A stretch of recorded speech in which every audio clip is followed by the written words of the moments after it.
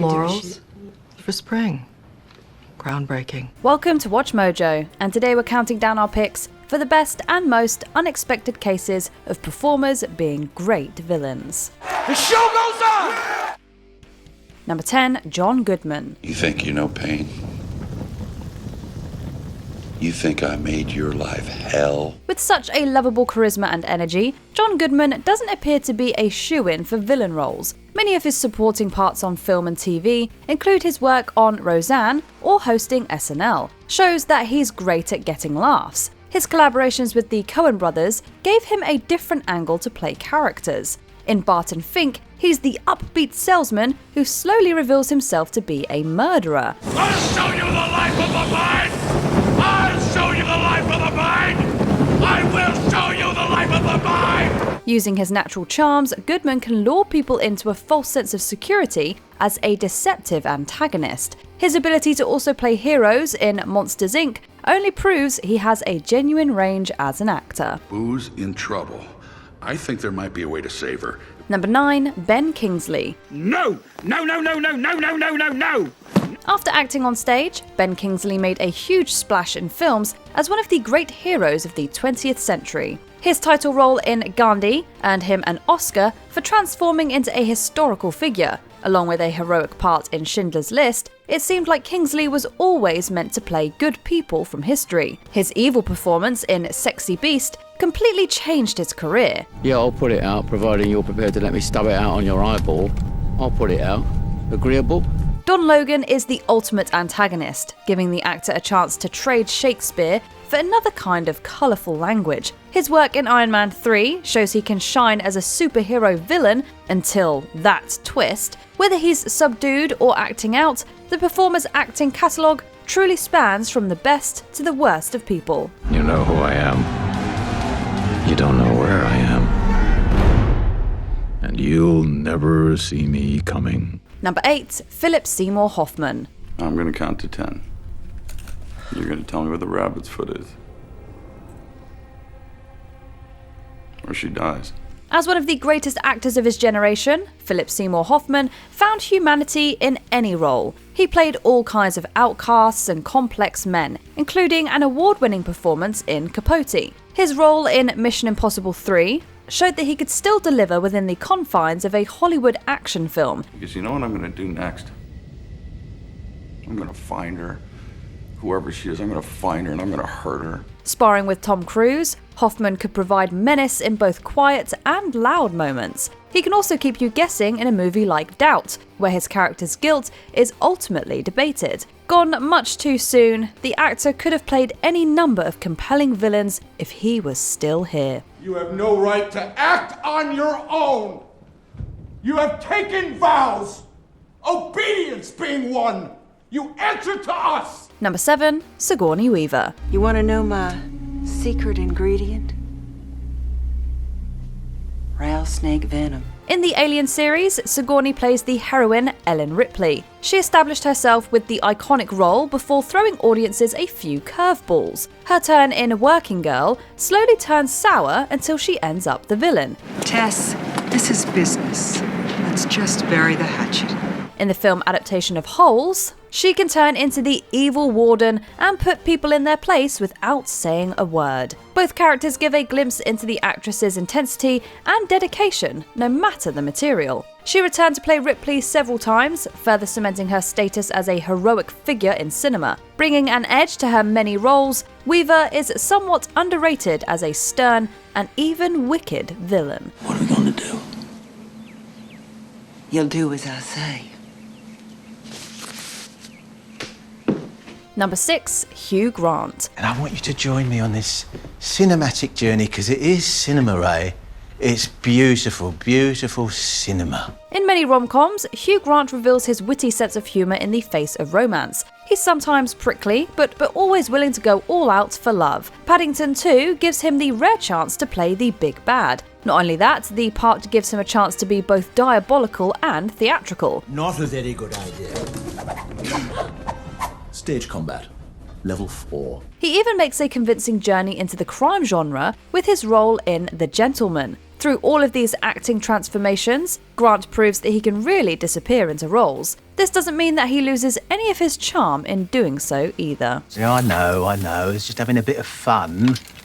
Every movie needs a bit of action, doesn't it? Number 5, Steve Carell. It's Michael's idea that he forced on me on threat of death. Thank you! From his days as Michael Scott on The Office, Steve Carell established himself as a comedy hero. This makes his turn as Gru in the Despicable Me series seem surprising. And I will be the greatest villain of all time! There's still a funny slant to his anti-hero character, making it more expected than something like Foxcatcher. He changes his entire personality in order to play John DuPont. You ungrateful ape. I made such a mistake bringing you here. With a fake nose and a soulless look, the actor doesn't let any of his comic persona through in the Oscar-nominated role. Some might argue that Bruce Almighty showed his potential for evil parts, but it still couldn't have prepared us for the chilling presence of DuPont. You ungrateful ape. Number 4, Russell Crowe. My heart is stone and still it trembles.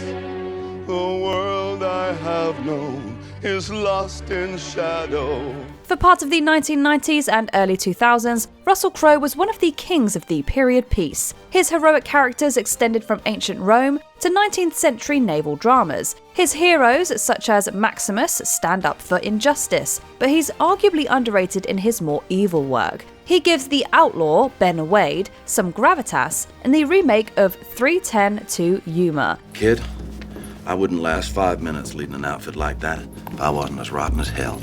This self-assured attitude and authenticity extend to Les Miserables, despite some people not liking his singing voice. He's also returned to the present day for his violent and hypnotic presence in Unhinged. In the distant past or current era, Crowe seems to have a promising career as everyone's nemesis.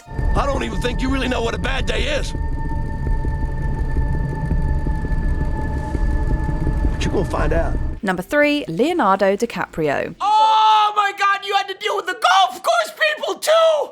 What a Greek tragedy, honey, oh my God! Throughout his storied career, Leonardo DiCaprio has played all kinds of heroes. He's best known to mainstream audiences for his breakthrough in Titanic, epitomizing the free-spirited and loyal protagonist. This all makes a heel turn like Calvin Candy all the more exciting. In Django Unchained, DiCaprio steals the screen with his unforgivable character. He chews the scenery and unleashes a wicked villain like few others from the 2010s.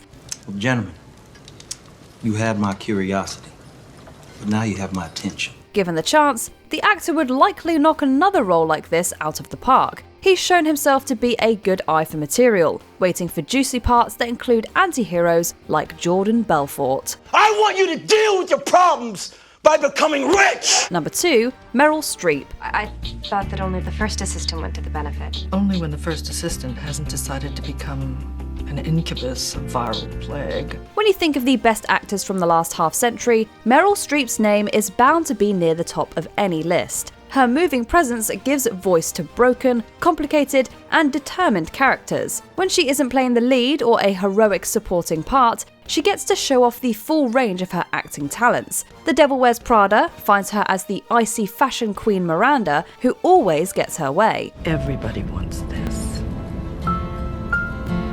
Everybody wants to be us.